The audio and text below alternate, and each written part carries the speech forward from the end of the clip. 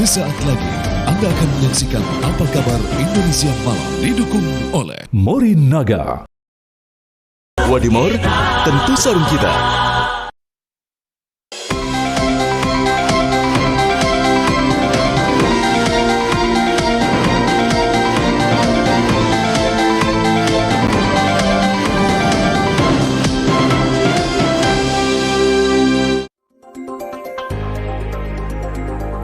Assalamualaikum warahmatullahi wabarakatuh. Selamat malam pemirsa, apa kabar Anda di libur panjang ini? Sambil menemani Anda tentunya menghabiskan waktu bersama dengan keluarga, kami akan membawa Anda juga untuk bisa menyaksikan Apa Kabar Indonesia Malam, yang hari ini kita akan menyoroti pernyataan yang disampaikan oleh Presiden Joko Widodo yang sudah menyatakan tidak akan ikut kampanye. Bagaimana penilaian dari para rival, pasangan calon 01 dan juga 03 menghadapi hal ini? Nanti kita akan bahas bersama saya Putri Viola. Dan bersama saya Kirana, pemirsa di Apa Kabar Indonesia Malam, seperti yang disampaikan oleh Putri Viola tadi, ini waktunya libur panjang. Meskipun kami di sini tetap menemani Anda sambil bersiaran. Nah, kita nanti akan melihat bagaimana aktivitas warga memanfaatkan libur panjang ini, pemirsa. Selengkapnya di Apa Kabar Indonesia Malam untuk Anda.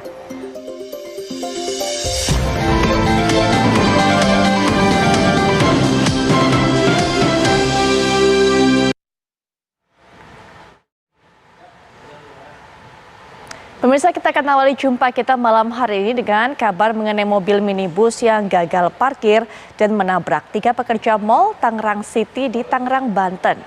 Nah, Anda bisa lihat pemirsa, ini merupakan video detik-detik mobil minibus berwarna orange dan menabrak kaca, kemudian juga menerobos masuk ke dalam mal dengan keadaan mundur. Kecelakaan tunggal tersebut terjadi di Tangerang City Mall, Tangerang, Banten. Nah, peristiwa ini juga terjadi di area basement 1 dari mall ini. Kecelakaan diduga karena kelalaian pengemudi yang berakibat 3 pekerja tenan tertabrak. Pihak pengendara bertanggung jawab dan kasus ini diselesaikan secara kekeluargaan.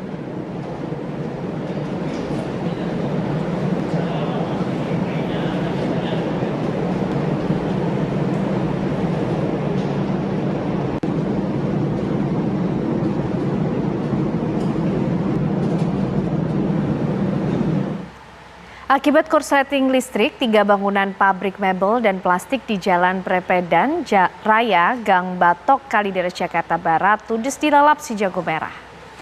Petugas pemadam kebakaran sempat kesulitan melakukan pemadaman dikarenakan luasnya bangunan dan banyaknya material yang mudah terbakar. Kobaran api dengan cepat melalap habis 3 bangunan yang berisi material dari kayu dan plastik. Diduga kebakaran ini disebabkan oleh korsleting listrik dari salah satu ruangan yang ada di dalam pabrik. Tidak ada korban jiwa dalam peristiwa ini. Api baru berhasil dipadamkan 1 jam kemudian setelah belasan unit mobil pemadam diterjunkan ke lokasi kebakaran.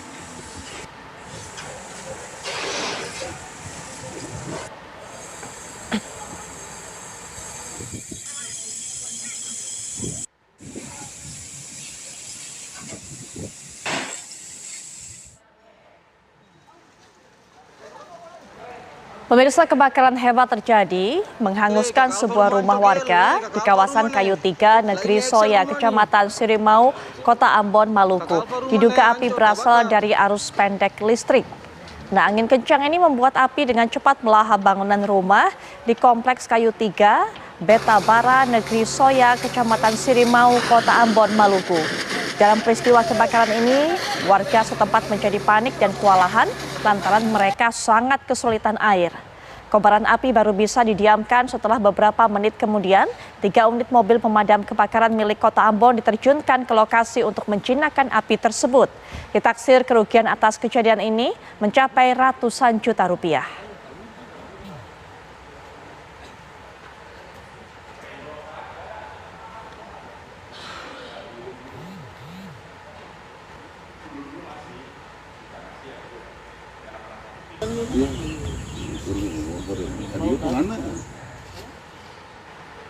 Calon Presiden nomor urut 1 Anies Baswedan berkampanye di Garut, Jawa Barat dengan menemui mahasiswa, santri, dan tokoh. Sementara calon Wakil Presiden Muhaimin Iskandar berkampanye di Kota Bandung.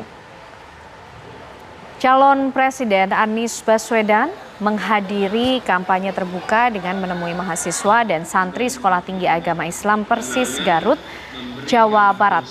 Anies menyatakan menyerap aspirasi para mahasiswa dan santri serta berkomunikasi dengan tokoh ulama. Dalam pidatonya, Anies menyatakan akan melakukan perubahan dengan gagasan kesetaraan. Sementara Capres Muhaimin Iskandar berkampanye. Capres Muhaimin Iskandar, maksud kami, pemirsa, berkampanye di Bandung, Jawa Barat. Muhaimin menyerukan kemenangan untuk pasangan Amin dan PKB. Muhaimin juga berjanji akan mengatasi pengangguran dan membuka lapangan kerja seluas-luasnya.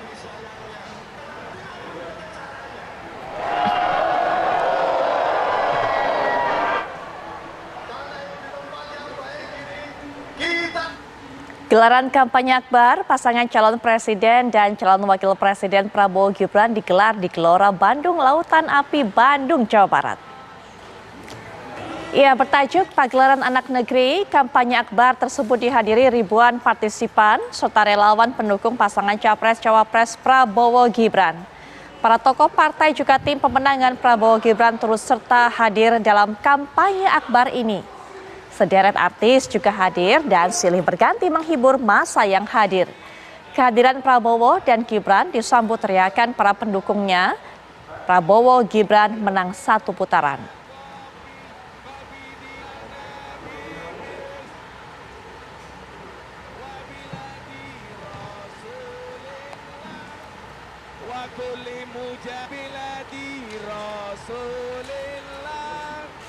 Paslon nomor urut 3, Ganjar Pranowo Mahfud MD hadiri kampanye akbar konser rakyat di Banyuwangi, Jawa Timur. Dan dalam acara ini, Ketua Umum PDI Perjuangan Megawati Soekarno Putri dan ketum partai-partai pendukung paslon ini pun hadir. Ribuan pendukung pasangan calon presiden, calon wakil presiden nomor urut 3, Ganjar Pranowo Mahfud MD, menghadiri kampanye akbar konser rakyat yang digelar di RTH Maron Genteng, Kabupaten Banyuwangi, Jawa Timur. Selain dihadiri ribuan pendukungnya, Ketua Umum PDI Perjuangan Megawati Soekarno Putri pun turun gunung menghadiri konser rakyat ini. Ketua DPP PDI Perjuangan Puan Maharani, Ketum Perindo Haritanu pun hadir dalam kampanye akbar ini. Band Slang yang baru-baru ini menyatakan dukungannya kepada paslon nomor urut 3 ini turut menghibur mereka yang hadir.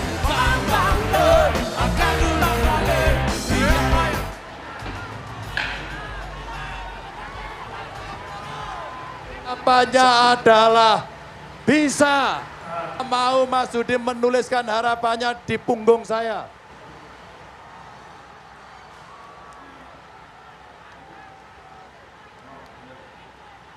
Titip. Tuliskan di sini. Pemirsa, mengakhiri kampanye akbar pemilihan presiden tahun 2024, Capres dan Cawapres ingin menyampaikan pesan humanis kepada masyarakat. Mulai dari menggunakan bahasa isyarat, memeluk anak-anak hingga dicium oleh disabilitas. Tinggal 2 hari lagi masa kampanye Capres dan Cawapres berakhir. Kampanye yang berlangsung sejak tanggal 21 Januari hingga 10 Februari mendatang membuat tim sukses dan Capres yang berkontestasi dalam Pilpres 2024 semakin gencar memainkan perasaan pemilih. Kampanye akbar di sejumlah titik kampanye tidak lagi sekedar jualan program, ide, dan gagasan. Para Capres mulai mengusik-usik perasaan para pemilih dengan cara mencari simpati dengan kampanye-kampanye yang bersifat humanis, merakyat, dan memposisikan diri sebagai pemimpin bangsa yang tidak memilah-milih latar belakang siapa yang akan dibela. Dalam program unggulan pasangan calon presiden nomor urut 1 yang diberi judul Desak Anies di Semarang, Jawa Tengah, Anies Rashid Baswedan terus menggunakan bahasa isyarat yang ia sampaikan ketika debat terakhir yang dilaksanakan di Jakarta Convention Center, Jakarta, tanggal 4 Februari lalu. Bahasa isyarat yang disampaikan mantan Gubernur DKI Jakarta itu tidak disangka menjadi viral dan menjadi pembuka program Desak Anies di Semarang, Jawa Tengah.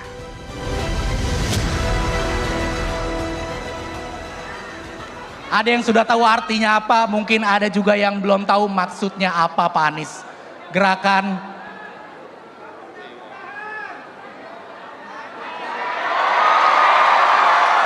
boleh diulang? Boleh dijelasin Pak Anies? It's time for change. Ya, itu saatnya. Sudah saatnya kita berubah. Dan kita juga ingin mengirimkan pesan. Sudah saatnya kita berubah dalam memandang teman-teman penyandang disabilitas. Mereka bukan kelompok masyarakat yang membutuhkan charity, tapi kelompok masyarakat yang hak asasinya harus dipenuhi oleh negara. Simbol gerakan ini adalah sebagai cara untuk mengirimkan pesan perubahan kepada penyandang disabilitas, bahwa pasangan nomor urut 1 memiliki ketegasan dalam menyamakan hak-hak masyarakat, termasuk bagi disabilitas.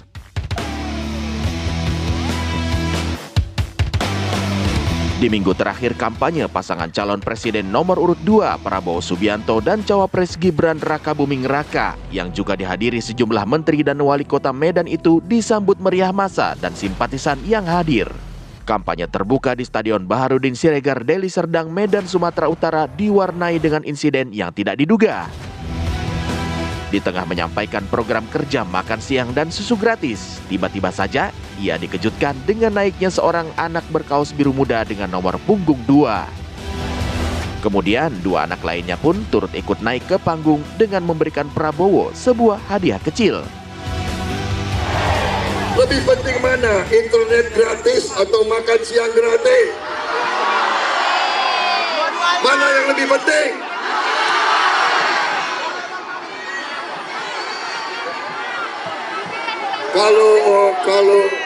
Kalau internet bagus, tapi anak-anak kita tidak boleh kelaparan. Anak-anak kita harus tumbuh sehat, kuat, pintar, cerdas.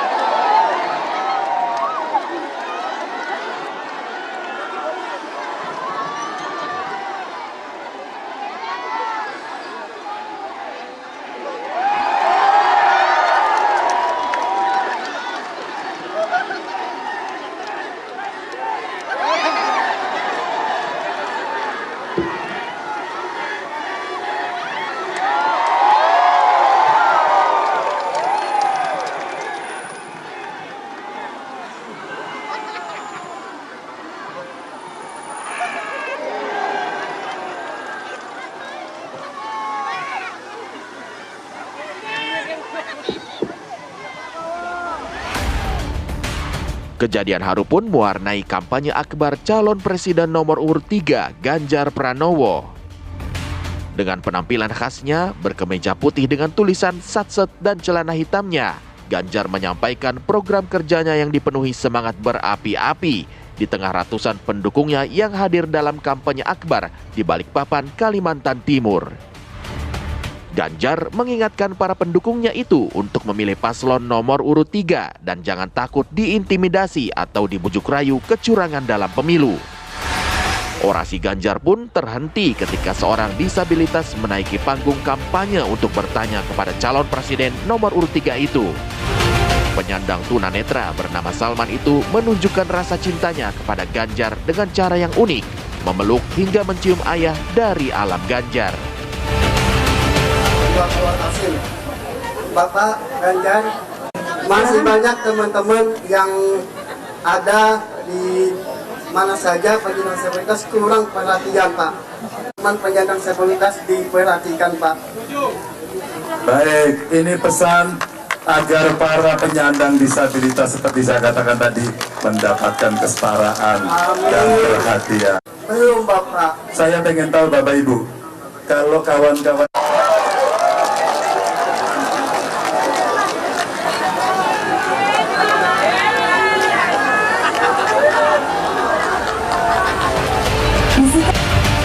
penghujung kampanye akbar pasangan calon presiden dan wakil presiden tahun 2024.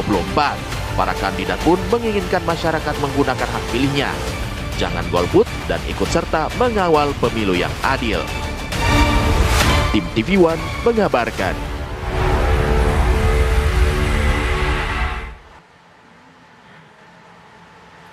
Selamat menjalankan ibadah sholat maghrib pemirsa bagi Anda yang berada di wilayah DKI Jakarta dan sekitarnya. Namun jangan beranjak pemirsa karena usai jeda Apa Kabar Indonesia Malam akan hadir untuk Anda dengan perbincangan soal keputusan atau mungkin pernyataan Presiden Joko Widodo yang memilih untuk tidak turun kampanye. Kenapa? Ketemukan jawabannya usai jeda dalam dialog di Apa Kabar Indonesia Malam bersama dengan Putri Viola. Presiden Joko Widodo menegaskan dirinya tidak akan berkampanye meski ada undang-undang yang mengatur bahwa presiden boleh berkampanye. Pernyataan ini dikatakan Jokowi saat melakukan kunjungan kerja ke Kabupaten Batubara, Sumatera Utara, Rabu kemarin. Joko Widodo menegaskan bahwa ia tidak akan ikut berkampanye mendukung salah satu pasangan calon presiden dan calon wakil presiden di sisa masa kampanye pemilu 2024. Pak, yang tanggal 10 ini kan hari terakhir kampanye, Pak. Ada kabar Bapak mau ikut kampanye, gimana Pak? Tanggapannya. Yang bilang siapa? Ini saya ingin menegaskan kembali pernyataan saya sebelumnya, bahwa presiden memang diperbolehkan undang-undang untuk kampanye. Dan juga sudah pernah saya tunjukkan bunyi aturannya. Tapi jika pertanyaannya apakah saya akan kampanye, saya jawab, tidak. Saya tidak akan berkampanye. Rentetan pernyataan dan keterangan Jokowi itu sempat menimbulkan pertanyaan publik. Apakah Presiden Jokowi akan ikut berkampanye mendukung salah satu pasangan calon presiden dan calon wakil presiden atau tidak? Sempat ada dugaan bahwa Jokowi akan berkampanye pada 10 Februari 2024. Lantas, apakah benar Presiden tidak akan ikut berkampanye meski undang-undang tidak melarangnya? Bagaimana tanggapan dari pihak pasangan calon presiden nomor urut 1 dan 3 terkait pernyataan Presiden Jokowi tersebut? Tim TV One mengabarkan. Walaupun telah menjelaskan kepada masyarakat bahwa Presiden memiliki hak untuk bisa memberikan dukungan ikut berkampanye, tapi Presiden Joko Widodo memberikan penegasan, memberikan pernyataan bahwa dirinya tidak akan ikut berkampanye. Selama ini masyarakat mengidentikan Presiden Joko Widodo akan mendukung pasangan nomor 02. Nah, mendengar statement ataupun juga pernyataan seperti ini, bagaimana pandangan dari pasangan 01 dan juga 03 serta pengamat politik. Langsung saja saya akan perkenalkan para narasumber yang akan memberikan pandangannya mengenai pernyataan dari Presiden Joko Widodo. Sudah hadir di samping saya pengamat politik Mas Hendri Satrio. Assalamualaikum warahmatullahi wabarakatuh. Waalaikumsalam warahmatullahi wabarakatuh, Mbak Putri. Selamat malam, Mas Selamat malam, selamat hari Isra Miraj juga. Betul. Nah, kita juga akan memperkenalkan para narasumber lainnya yang bergabung secara daring. Saya akan memperkenalkannya sesuai dengan nomor urut saja dari masing-masing pasangan calon. Pak Jazilul Fawait selaku perwakilan dari Timnas Amin sudah hadir secara daring. Assalamualaikum warahmatullahi wabarakatuh. Selamat malam Pak Jazilul. Waalaikumsalam warahmatullahi wabarakatuh. Selamat malam, salam Isra Miraj. Baik, dan juga berikutnya perwakilan TKN Prabowo Gibran, yaitu ada Bang Andre Rosiade. Assalamualaikum warahmatullahi wabarakatuh. Selamat malam Bang Andre. Waalaikumsalam warahmatullahi wabarakatuh. Putri, Gus Jazil, Aris, dan juga Mr. Hensat. Ya, dan berikutnya juga perwakilan dari TPN Ganjar Mahfud, ada Bang Aris Setiawan Yodi. Selamat malam Bang Aris. Selamat malam Bang Andre, Bang Jazilul, Bang Hensat. Selamat malam. Baik. Ya, langsung saja kita akan mulai dengan mendengarkan pendapat dari Pak Jazilul. Pak Jazilul, bagaimana mendengarkan pernyataan dari Pak Jokowi? Cukup percaya, cukup yakin bahwa Pak Jokowi tidak akan mengikuti kampanye, dan apakah sudah lega pasangan ataupun juga tim dari pasangan 01 ini mendengar pernyataan dari Presiden Joko Widodo? Silakan Pak Jazilul. Ya, kalau di pesantren Mbak Putri ada yang disebut dengan pepatah lisanul hal afsahu min lisanil maqal. tindakan itu lebih bisa dipercaya daripada omongan. Faktanya hari ini pernyataan Pak Presiden yang kesekian kali banyak sekali yang tidak konsisten. Bahkan di tim hari ini Presiden memang mungkin tidak berkampanye secara langsung di stadion besar, tapi para menterinya itu ada di tim 02. Ada beberapa nama yang menurut saya itu adalah bagian dari Pak Jokowi. Kalau pembantunya kampanye, itu apa bedanya dengan tuannya? Jadi apa yang dinyatakan itu sekedar pemanis, karena memang akhir-akhir ini muncul gelombang dari kampus, dari para guru besar yang mengingatkan hendaklah Presiden bersikap netral. Tapi apa mungkin justru yang sekarang disampaikan oleh kampus bahwa demokrasi telah dibajak, bahwa demokrasi berubah menjadi politik dan dinasti. Tidak cukup diselesaikan dengan ungkapan, tapi itu butuh tindakan. Justru hari ini yang diharapkan oleh masyarakat kita, termasuk dunia kampus, adalah keteladanan, istiqomah dan konsisten antara kata dengan perbuatan. Antara kata itu kan persis seperti dulu, nggak mungkin Gibran ini akan jadi cawapres. Masih belum cukup umur, pengalamannya masih kurang. Ternyata tetap juga kan. Jadi saya pikir rekam jejak digital, tindak tanduk, ungkapan yang berbeda antara perbuatan dan ucapan itu sudah menjadi rekaman di masyarakat. Tidak mungkin 214 kampus bergerak kalau orang konsisten. Baik, Bang Andre, langsung saja ditanggapi, itu hanya ucapan manis semata kalau Pak Jazilul. Apalagi kalau tadi melihat para menterinya ikut berkampanye, kalau pembantunya saja kampanye, itu juga mewakili tuannya. Itu yang dikatakan oleh Pak Jazilul. Bang Andre, silakan. Pertama ya, kami tentu menghargai ucapan Presiden tersebut ya. Walaupun sekali lagi hak beliau untuk berkampanye, karena hal itu dijamin oleh undang-undang.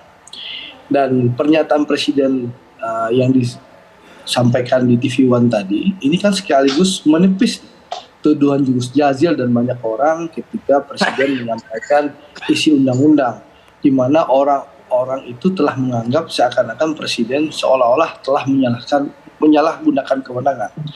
Nah, kami tentu berharap semua orang untuk menghargai dan menghormati sikap Presiden tersebut, dan agar semua orang tentu berkomitmen menghadapi pemilu dengan luber dan jurdil. Nah, sedangkan kami, Putri, di Koalisi Indonesia Maju pun, kami sangat komitmen agar pemilu bisa berjalan dengan luber dan jurdil, karena kami ingin menang secara terhormat dan bermartabat, bukan dengan melakukan kecurangan-kecurangan yang ada. Nah, narasi-narasi yang disampaikan Gus Jazil itu kan bagian dari narasi-narasi penggiringan opini yang menyesatkan. Saya pahami Gus Jazil itu begitu ketakutan, begitu kepanik, ternyata diserang kanan kiri Pak Prabowo dan Mas Gibran, dijelek-jelekin, tapi ternyata alhamdulillah surveinya sudah di atas 50%, 53-54%, sehingga tentu segala narasi, segala opini harus dibangun kalau bisa untuk mendiskreditkan pasangan Pak Prabowo dan Mas Gibran, termasuk dengan mendiskreditkan Pak Jokowi. Tapi saran saya Gus Jazil, kalau memang ada pelanggaran, laporkan, beri bukti, bawa bukti, sampaikan apa pelanggaran yang dilakukan oleh Presiden, apa yang dilakukan oleh pemerintah. Nah, kalau soal misalnya Erick Thohir ya atau Bahlil ya, itu menteri-menteri Pak Jokowi yang berkampanye di pasangan 02, saya rasakan setiap orang punya hak yang sama untuk menyampaikan pilihannya. Masa Erick Thohir atau Bahlil tidak boleh mengungkapkan dukungan? Yang penting tidak melanggar undang-undang, tidak melanggar aturan. Mokso ya, orang dipaksa-paksa. Jadi gini Gus, jadi kalau Gus Jazil punya bukti, punya data ada kecurangan, laporkan. Jangan omon-omon. Oke, Pak Jazilul, jangan cuma omon-omon kalau kata Bang Andre, silakan dilaporkan. Nanti kita akan dengarkan apakah kemudian Bang Aris punya catatan tersendiri terhadap pernyataan Presiden Joko Widodo ini, Mas Hensat juga. Tapi setelah jeda, kami akan segera kembali saat lagi.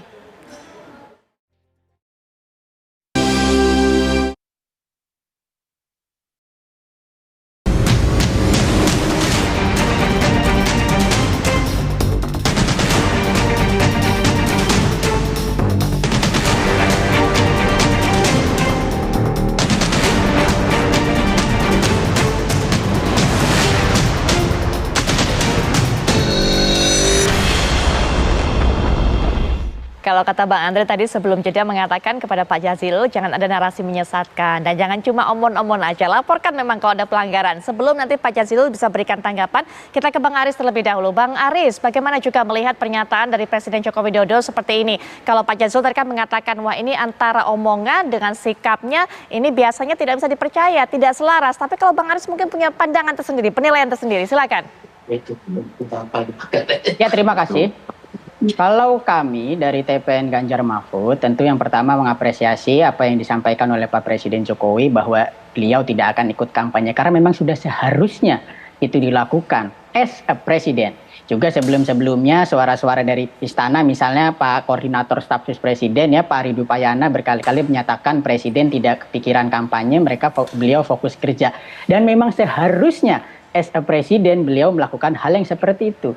Karena sebenarnya Mbak, apa yang disampaikan Pak Presiden bahwa Presiden boleh kampanye, sebenarnya itu kalimat yang belum lengkap secara undang-undang. Kalimat yang bisa membuat masyarakat bingung, bisa membuat masyarakat menafsirkan hal yang lain, dan juga jajaran-jajaran di bawah Presiden itu melakukan penyalahgunaan. Karena apa? Di dalam Undang-Undang 299 di pasal 299 Undang-Undang Pemilu dikatakan Presiden dan Wakil Presiden boleh berkampanye ketika ia menjadi incumbent. Dan jika tidak menjadi incumbent di pasal 281 ketika beliau ingin melakukan kampanye itu harus cuti ya. Cuti artinya apa? Cuti itu dia bertindak Presiden Joko Widodo sebagai Pak Jokowi, bukan Presiden Jokowi. Karena apa? Karena ini ada bedanya. Kalau cuti itu artinya tidak boleh menggunakan fasilitas negara seperti misalnya kendaraan dan lain sebagainya, hanya melekat misalnya keamanan.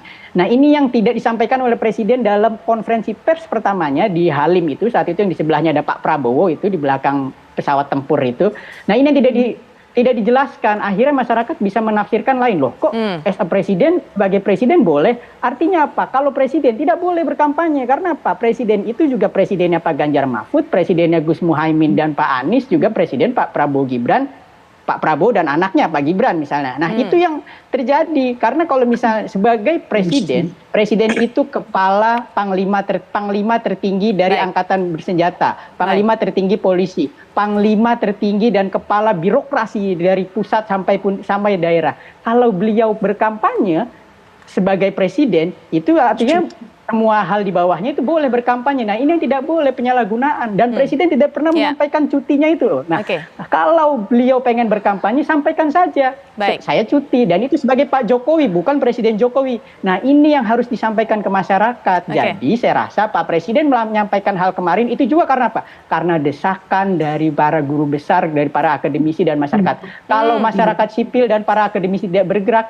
saya yakin Presiden mungkin saja tidak mengagendakan di kalendernya itu nanti kampanye tanggal 10. Tetapi karena justru masyarakat sipil bergejolak, beliau, wah bahaya juga kalau saya presiden ini bisa kepuasan masyarakat turun dan malah yang saya dukung nanti nggak jadi melakukan tindakan seolah-olah tidak ingin kampanye. Padahal masyarakat ini resah karena presiden tidak pernah menjelaskan. Harusnya sebagai presiden tidak boleh berkampanye. Beliau kalau mau kampanye itu sebagai Pak Jokowi, bukan Presiden Jokowi. Ini yang harus dijelaskan secara clear dan ini tidak pernah dijelaskan oleh Pak Presiden. Kami dapatkan intinya. Nanti Bang Andre juga bisa berikan tanggapan. Apa karena memang didesak seperti itu, akhirnya Pak Jokowi mengeluarkan pernyataan seperti ini.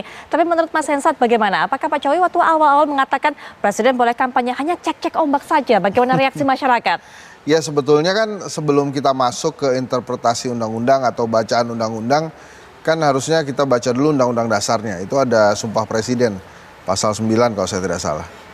Itu jelas-jelas mengatakan bahwa Presiden itu disumpah untuk seadil-adilnya, seluruh-seluruhnya. Jadi sebelum membaca undang-undang yang lain, yang ada aturan-aturan yang tadi misalnya boleh berkampanye kalau incumbent atau untuk partai politiknya gitu ya. Dan interpretasi bacaan lainnya itu dipahami aja sumpah presidennya. Dia akan menjadi presiden seadil-adilnya seluruh-seluruhnya kalau saya tidak salah. Ya dipikirin aja udah adil atau belum. Kalau Pak Jokowi belum ngerti juga, baca lagi aja sumpah yang pernah dia sampaikan. Kalau belum paham juga, baca lagi sampai paham. Karena itu kan mudah dimengerti itu. Seadil-adilnya seluruh-seluruhnya itu. Sehingga mestinya tidak perlu ada perdebatan tentang bagaimana interpretasi undang-undang. Kalau memang sumpah presidennya sudah dipahami, gitu ya. Nah, kemudian sampai kenapa kemudian Pak Jokowi perlu menyampaikan bahwa dia tidak akan berkampanye? Pak Jokowi ini kan orang yang sebagai politisi dia sangat jenius. Sehingga memahami betul apa yang bisa membuat citranya dia terpuruk. Pasti dia membaca apa yang terjadi di pemerintahan. Lebih dari 30-an atau bahkan lebih dari 40 universitas, 30 atau 40 universitas, guru besar, akademisi, sivitas akademika yang melakukan menyampaikan pendapatnya, menyampaikan keresahannya di muka publik, dan itu keresahan itu tentang tingkah laku presiden. Nah, maka kemudian sangat mungkin presiden merespon itu dengan mengatakan dia tidak akan kampanye. Tapi lagi-lagi saya ulang nih Mbak Putri, sebetulnya hal itu tidak perlu terjadi kalau presiden memahami sumpahnya sebagai presiden. Seadil-adilnya seluruh-seluruhnya itu. Jadi pikirin aja, dia udah adil atau belum. Kalau belum adil ya jangan gitu. Kalau ini mengarah ke ketidakadilan ya jangan gitu. Lagi pula kalau tentang kampanye ya, kehadiran Mas Gibran di kontestasi Pilpres itu sudah more than kampanye lah. Sudah lebih dari kampanye. Itu sebuah tindakan yang bisa mewakili ribuan kata-kata lah. Sudah ada Mas Gibran di situ. Sehingga setiap kali Pak Jokowi bergerak sebagai presiden, entah itu sedang melakukan kunjungan-kunjungan kerja, wajar kalau kemudian publik mengartikan lain. Karena sebagai ayahanda, pasti hubungannya dekat sekali dengan Mas Gibran. Gitu ya. Nah, menurut saya sih hal-hal seperti itu. Nah, justru yang menarik itu kenapa kemudian memang kalau misalnya Pak Jokowi bukan merespon para guru besar, kenapa kemudian sampai mengatakan bahwa dia tidak akan berkampanye? Saya membacanya mungkin dua hal ya. Yang pertama, mungkin dia melihat kans Prabowo Gibran untuk satu putaran ini hampir pasti, gitu ya. Atau yang kedua, dia melihat ya udahlah, 2 putaran juga nggak apa-apa, sehingga dia tidak lagi memaksakan satu putaran, makanya ya udah saya nggak kampanye. Saya bicara seperti itu karena memang saya pun waktu debat terakhir saya tebak-tebakan juga, kira-kira Pak Jokowi hadir nggak di debat terakhir. Nah ini wajar juga kalau kemudian ada tebak-tebakan kira-kira Pak Jokowi hadir nggak di kampanye terakhir. Cuma pertanyaannya hadirnya di 02 atau di 03. Nah itu hal-hal yang menarik. Tapi lagi-lagi kalau menurut saya bila presiden memahami sumpahnya, polemik ini nggak akan terjadi. Baik, Bang Andre, kalau sudah paham sumpahnya betul-betul dipegang, tentu tidak akan terjadi polemik seperti ini. Catatan dari Mas Hensa. Kemudian juga tadi Bang Aris mengatakan, Bang Hensa juga tadi menambahi bahwa ini sepertinya pernyataan Pak Jokowi timbul karena banyaknya desakan dari para guru besar, dari sivitas akademika. Bang Andre. Pertama saya menanggapi Bang Aris dulu. Beberapa bulan yang lalu Bang Aris, senior Bang Aris itu sebelum sakit, Bang Adiana Pitupulu itu selalu menyampaikan di depan saya, lu lihat Andre, nanti Pak Jokowi akan berkampanye untuk pasangan Ganjar. Itu berulang-ulang kali depan saya maupun di ruang publik beliau menyampaikan. Itu menunjukkan PDI Perjuangan tahu persis bahwa tidak ada larangan presiden untuk berkampanye asal sesuai dengan undang-undang. Nah, Haris tadi sudah menjelaskan dengan baik itu. Ya, jadi begitu. Jadi waktu itu PDI Perjuangan, politisi PDI Perjuangan, Pak Adian sudah menyampaikan Pak Jokowi akan berkampanye untuk Mas Ganjar nanti setelah November. Memang ternyata itu batal terjadi. Satu ya. Lalu kedua ke Bang Hensat. Saya ingin sampaikan, Bang Hensat, kenapa Presiden menyampaikan itu? Menurut saya jelas bahwa tanggal 10 besok kampanye terakhir. Ya. di GBK. Banyak sekali pertanyaan dari publik selama 1 minggu terakhir ini yang menanyakan apakah Pak Jokowi akan datang hadir di GBK atau tidak. Nah, wajar pertanyaan ini sudah seminggu lebih, tentu Pak Jokowi ingin meluruskan. Mas Gibran sudah menyampaikan tidak akan datang, tapi kan masyarakat ingin menunggu keluar statement ini resmi dari Pak Jokowi. Ini menurut saya tidak ada hubungannya soal dengan kampus-kampus ya, tapi ini soal menjawab pertanyaan masyarakat yang penasaran, di mana penasaran apakah Pak Jokowi datang tanggal 10 atau tidak. Sama penasarannya masyarakat Sumatera Barat yang bertanya kepada saya, Pak Prabowo datang nggak Bang Andre hari Jumat besok di Padang atau hari Sabtu di Bukit Tinggi, kampanye akbar terakhir tim kampanye daerah Partai Gerindra dan Pak Prabowo dan Mas Gibran yang masing-masing insya Allah akan 30.000 orang yang hadir baik di Kota Bukit Tinggi maupun di Padang. Itu juga ditanyakan publik, dan kalau saya sudah bisa menjelaskan karena Pak Prabowo sudah menyampaikan, saya sampaikan mohon maaf Pak Prabowo tidak bisa hadir. Nah, publik di Indonesia menanyakan itu.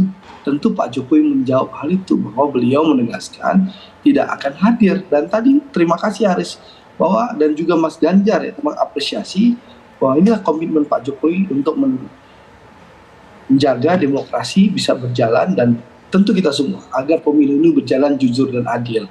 Sekali lagi ya, kita buktikan nanti di TPS. Kalau Gus Jazil masih penasaran, mau bangun opini, mau bangun narasi, ada kecurangan, monggo Gus, laporkan, ungkap, jangan omon-omon penyesatan kepada rakyat. Jangan rakyat dinabobokkan, dibangun narasi menyesatkan, seakan-akan ada kecurangan, tapi satu pun bukti kecurangan tidak bisa disampaikan, tidak ada yang dilaporkan. Gitu loh. Kasihan rakyat dibodoh-bodohi, dibangun narasi sesat untuk kepentingan paslon tertentu. Kasihan rakyat. Baik, Bang Andre. Sehingga hanya omon-omon tanpa bukti dan data. Itu loh. Baik. Kasihan rakyat loh. Baik. Ada politisi yang begitu ambisi tapi nggak bisa memberikan bukti. Kasihan rakyat. Baik, nanti Bang Andre lanjut. Pak Jazilul juga nanti bisa berikan tanggapan, dan juga Bang Aris, Mas Hensa juga, tapi setelah jeda berikut ini kami akan segera kembali. Nanti Pak Jazilul silakan, nanti kita akan kembali saat lagi. Kita kembali lanjutkan perbincangan, dan langsung saja saya akan berikan kesempatan kepada Pak Jazilul untuk bisa memberikan tanggapan. Silakan Pak Jazilul.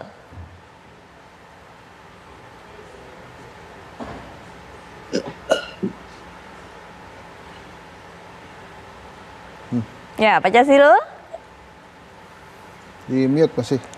Ya, suaranya sepertinya masih di mute. Oke, baik, silakan. Ya, Mbak Putri. Ini soal yang menyangkut etika, nurani, budaya, dan rasa keadilan. Jadi ini bukan soal hukum pidana atau kriminal. Namun bangsa Indonesia dibangun dari keadapan. Oleh sebab itu posisi presiden adalah posisi yang sangat terhormat, yang menjadi teladan, yang tidak boleh sedikit pun terganggu etika. Jadi jangan direndahkan etika ini, etika dasmu misalkan, itu nggak bisa.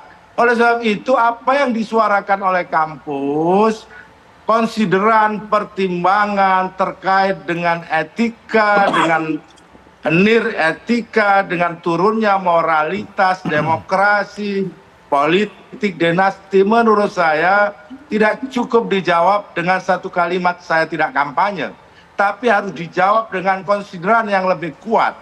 Saya yakin apa yang disampaikan oleh guru besar itu hal yang menyangkut fondasi dasar yang disebut Pak Ensat tadi, soal sumpah jabatan, soal presiden yang harus bertindak adil. Ini dirasakan oleh masyarakat. Apakah presiden ini jujur?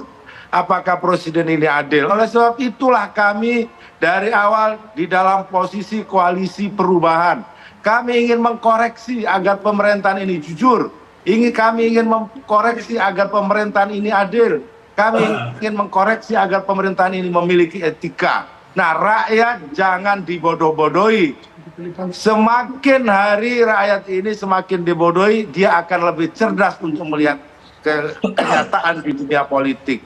Nah, dinamika akhir-akhir ini sungguh menjadi energi bagi kami pasangan 01 untuk istiqomah agar kami terus bergerak dalam gerakan perubahan, menciptakan tata kelola pemerintah yang bersih dan bebas dari KKN, menghargai etika berbangsa dan bernegara.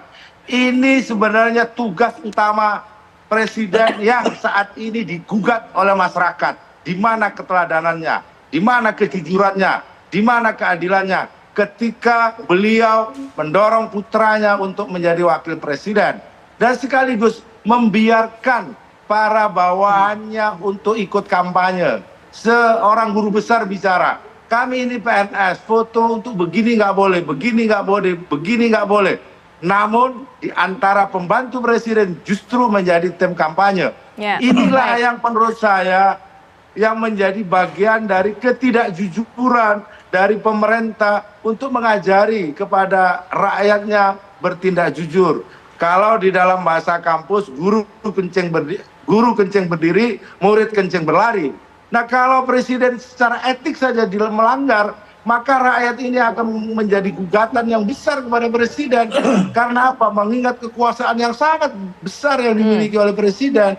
Apalagi hari ini presiden punya anak, dan ini baru dalam catatan demokrasi di seluruh dunia. Ada presiden yang aktif yang mencalonkan anaknya menjadi calon wakil presiden.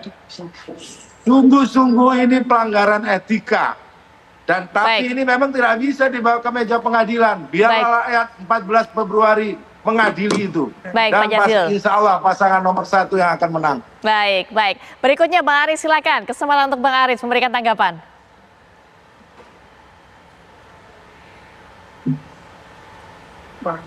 Baik, kalau tadi dikatakan presiden itu tidak akan berkampanye dan presiden justru memperingatkan untuk semua jajarannya, disebutkan kan ada TNI, Polri, bahkan BIN, semuanya disambutkan itu harus netral. Maka ya itu tadi, Bung Karno pernah menyatakan harus satunya kata dan perbuatan.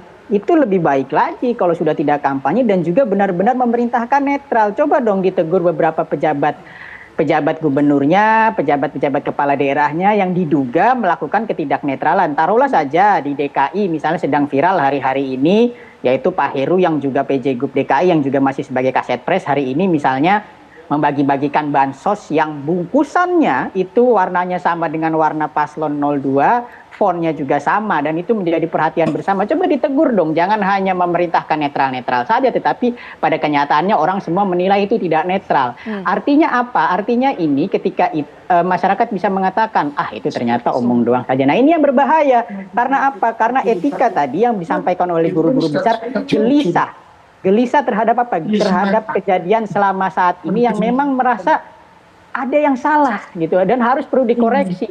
Dan itu misalnya dicontohkan dengan luar biasa oleh Prof. Mahfud, yang dimana ia sudah mencontohkan kalau dia sebagai cawapres saja jadi menteri itu bisa netral, tetapi ternyata gagal, ditiru oleh yang lainnya. Bahkan misalnya Bung Bahlil sebagai menteri pendukung 02 menyampaikan gerakan para akademisi itu gerakan yang diorkestrasi dan gerakan oposisi. Ini kan sangat menyakiti masyarakat bahwa bayangkan kritik-kritik berdasarkan objektivitas akademisi saja tidak dihargai oleh para pendukung Pak Prabowo Gibran. Saya khawatir ketika Pak Prabowo Gibran itu menjadi pemimpin di Republik ini, kritik-kritik serupa kalau dari para profesor saja tidak dihargai, apalagi dari rakyat itu bisa tidak didengarkan, apalagi mungkin bisa digilas gitu loh. Ini berbahaya. Nah, Prof. Mahfud mengatakan, Prof. Mahfud itu mencontohkan dengan hal yang luar biasa bahwa ia mundur sebagai cawapres untuk membedakan bahwa ini loh saya sebagai orang yang etik. Kalau Prof. Mahfud hanya sebagai tujuannya elektoral, dia sudah mundur dari jauh-jauh hari.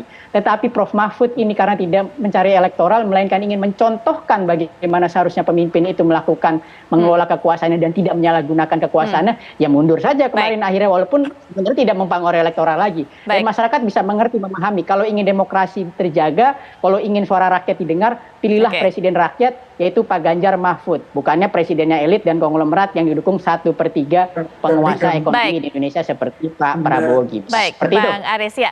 Mas Hensat, soal etika diungkit oleh Pak Jazilul, etika tidak hanya bisa segampang itu diselesaikan dengan pernyataan saya tidak ikut berkampanye. Kemudian sekali lagi diungkit juga oleh tadi Bang Aris bahwa tidak selaras antara kata-kata dengan perbuatan. Ya, kalau etika ini akhirnya memang perbincangannya akan luas dan jauh ya. Tapi memang kalau di tatanan Civitas Akademika, etika ini menjadi hal yang luar biasa. Bahkan jangankan tentang etika gitu ya, pelanggaran nyontek apapun alasannya tuh bisa di DO tuh. Jadi artinya rigid peraturan di dalam kampus. Jadi pada saat guru besar keluar menyampaikan kegelisahannya, harusnya memang Presiden Jokowi mendengarkan itu. Walaupun sebetulnya sebelum sampai ke Presiden, tatanan pertama yang mestinya mendengarkan apa yang disampaikan oleh para guru besar itu adalah DPR.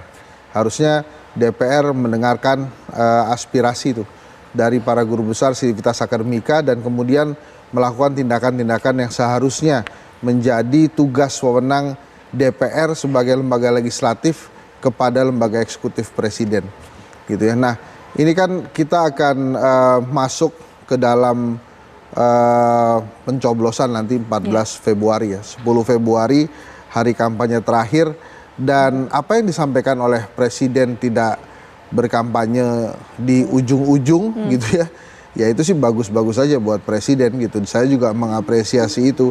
Tapi menurut saya perdebatan ini, kembali lagi saya sampaikan Mbak Putri, perdebatan ini tidak akan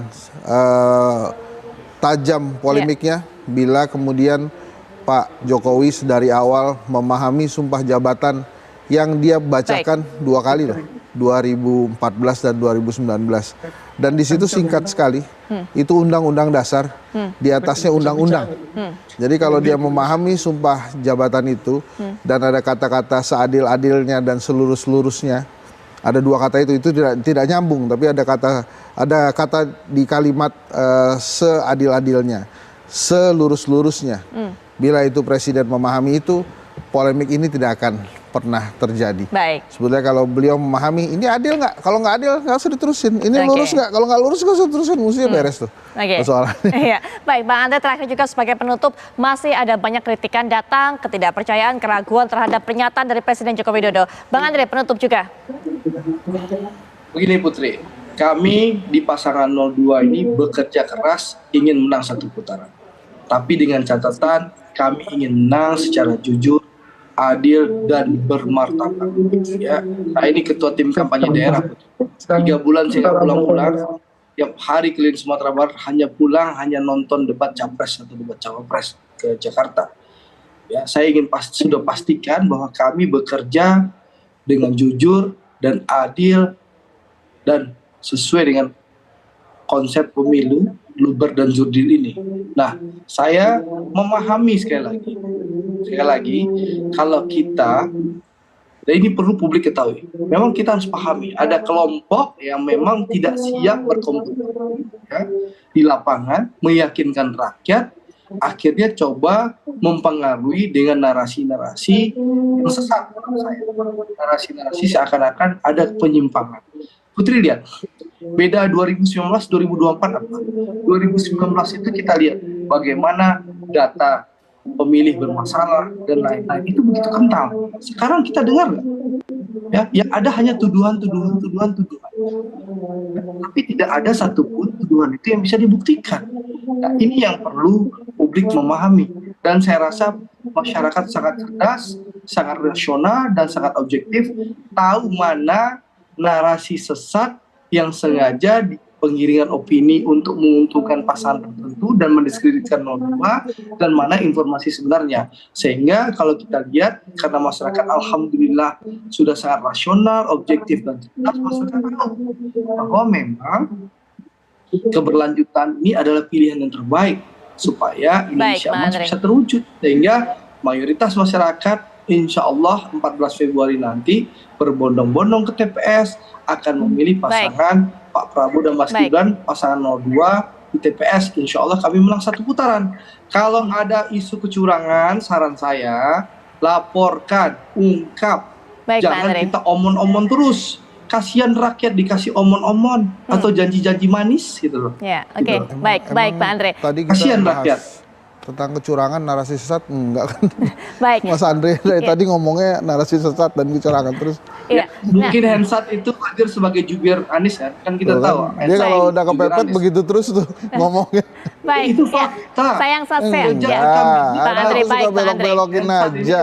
Jubirnya Mas Anies. Oke, baik. Pak Andre, ya. Pak Andre, ya sudah cukup memang. Sayang sekali waktu juga yang membatasi perbincangan kita pada malam hari. Terima kasih semuanya. Bang Andre, terima kasih. Pak Jazul, terima kasih. Kemudian juga Bang Aris, terima kasih. Mas Hensat. Kepepet tuh ngomongnya gitu terus tuh Andre tuh. Kepepet gitu lagi. Aduh, nggak ada narasi lain. Tapi yang pasti perbincangan kami ini akan menjadi bekal Anda untuk bisa menuju ke TPS dan juga memberikan pilihan Anda 14 Februari mendatang, karena kami kabarkan Anda putuskan. Kami akan kembali dengan rangkaian informasi menarik lainnya bersama Ken Anes setelah jeda berikut ini. Kami sudah kembali.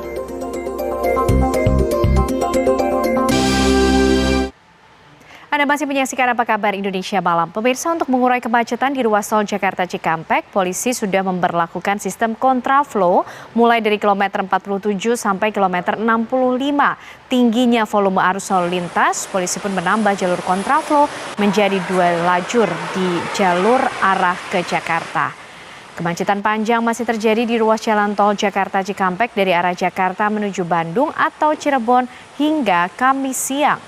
Ribuan kendaraan terus memadati seluruh badan hingga bahu jalan. Untuk mengurai kemacetan, sejak pagi polisi sudah memberlakukan sistem kontraflow 1 lajur dari kilometer 47 sampai kilometer 65. Namun karena masih tingginya volume kendaraan membuat kemacetan di tol Jakarta Cikampek belum terurai. Mengantisipasi kemacetan yang semakin parah, polisi akhirnya menambah lajur kontraflow menjadi 2 lajur yang diterapkan di jalur sebaliknya. Dari Cikampek menuju Jakarta, sehingga jumlah seluruh lajur ke arah Bandung atau Cirebon menjadi 6 lajur. Sedangkan yang ke arah Jakarta hanya 2 lajur sehingga alami penyempitan dan kepadatan. Diprediksi kepadatan masih akan terus meningkat seiring baru memasuki masa libur, sehingga masih banyak warga yang akan memanfaatkan masa libur dengan berwisata atau pulang ke kampung halamannya.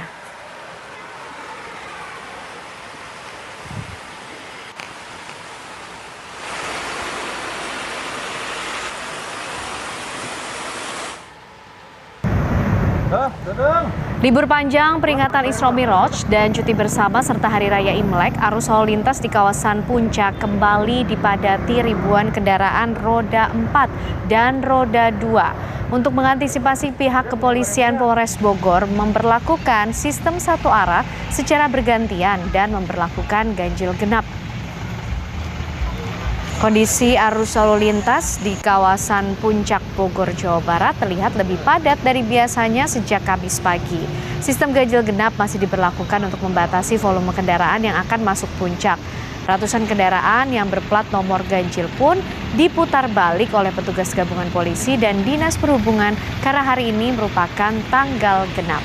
Sistem ganjil genap hanya diberlakukan dari jam 6 pagi sampai jam 9 waktu Indonesia Barat. Selanjutnya, Satlantas Polres Bogor memberlakukan one way atau sistem 1 arah dari arah Jakarta menuju puncak sampai pukul 11 waktu Indonesia Barat, lalu kembali dinormalkan 2 arah sampai jam 12:30 waktu Indonesia Barat. Jam 12:30 polisi memberlakukan 1 arah arus balik dari puncak menuju Jakarta. Sementara itu, arus lalu lintas dari arah Jakarta ke arah puncak sementara tertahan di patung ayam Jalan Arteri Ciawi arah puncak. Begitu juga dari arah Jakarta menuju puncak yang tertahan di kilometer 46 tol Ciawi arah Gadok.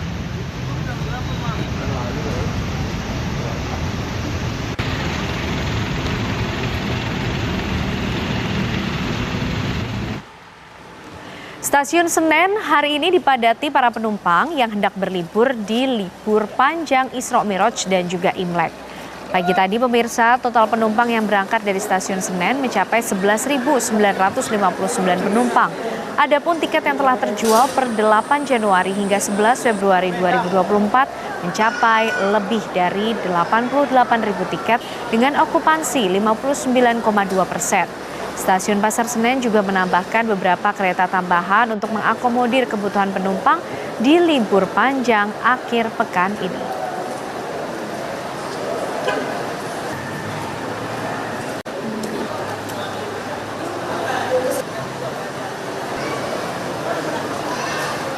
Ya, informasi tadi pemirsa mengakhiri kebersamaan kita di Apa Kabar Indonesia malam hari ini, Putri. Baik, dan Ken tentunya setelah jeda-jeda pukul 20 waktu Indonesia Barat kita bisa menyaksikan dua sisi.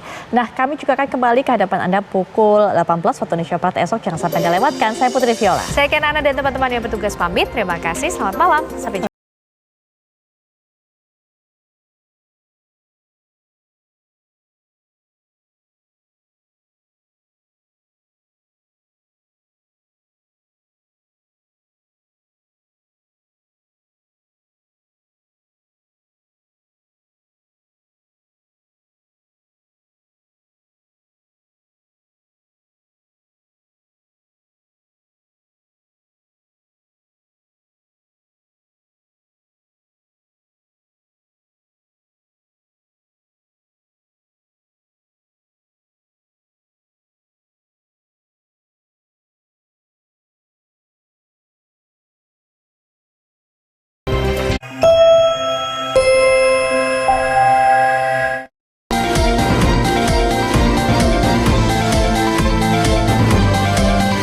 Baru saja menyaksikan Apa Kabar Indonesia Malam didukung oleh Nutrif Benekol.